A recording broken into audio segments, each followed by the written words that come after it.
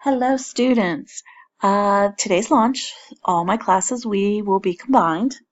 We are all working on our activity logs, our wellness plans, our exercise skills, and we're learning about, what intensity level during exercise should we be working at.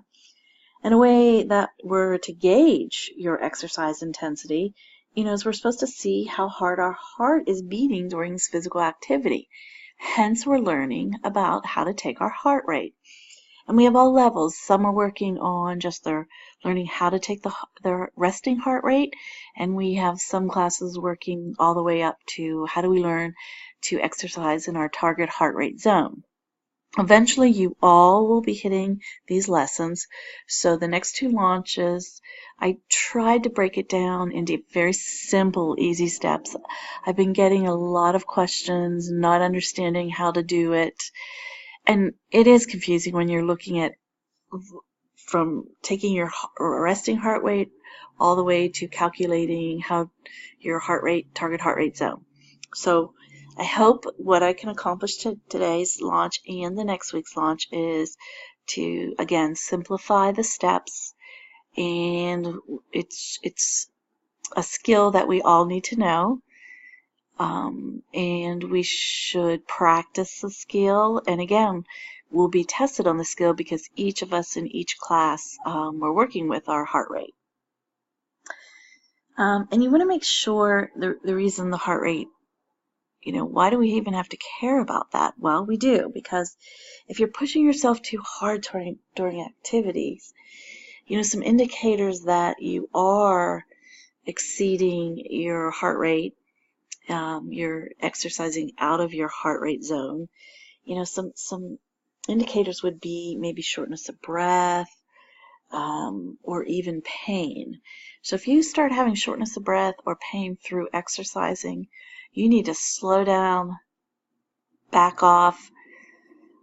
And the most important thing is you don't just stop, because remember, we have to do our cool down. So you don't want to just stop. You just want to slow down, gradually slow down.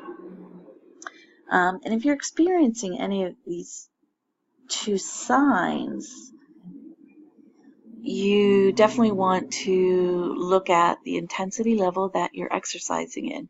Is it maybe vigorous, but we need to back down to a moderate intensity level? So these are things we're going to be looking at.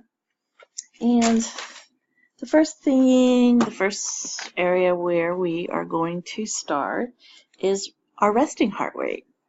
So what I did, we'll go back and forth the slides, is I am designing a worksheet that will be put in the Google Classroom when we're done with both launches, that you can use to reference when you have to determine your resting heart rate, determine your maximum heart rate, determine your heart rate reserve, and what are those?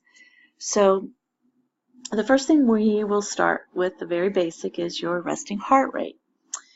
And a simple definition for your resting heart rate is the number of times your heart beats per minute while at rest.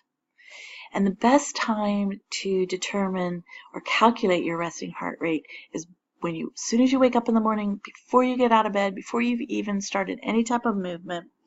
That's when you want to calculate your resting heart rate. That's our base number. We need to know our resting heart rate. So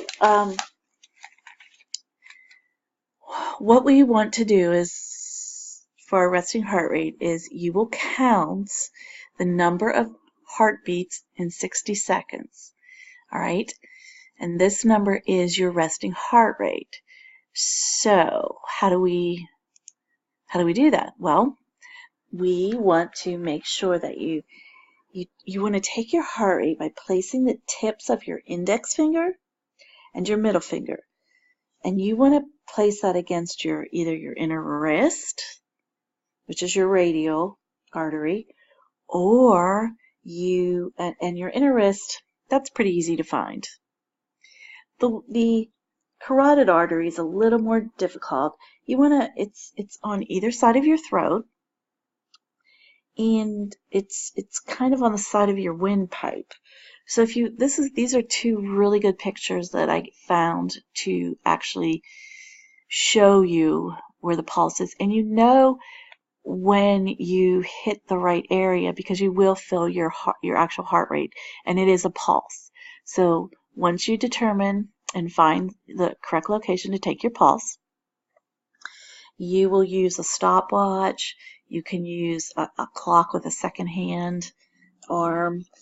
And what you'll do is you want to make sure, first of all, you start with 0. So if you're just going to count the 60 seconds, you need to count 0.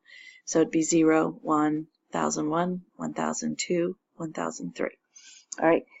So you will watch the clock hand, watch your your phone, because everyone has the stopwatch on their phone, and you can just watch it. When 60 seconds are up, you will, whatever number, be a number of pulses that you counted within that 60-second time, that's your resting heart rate. Sometimes what you can do is, let's go back to the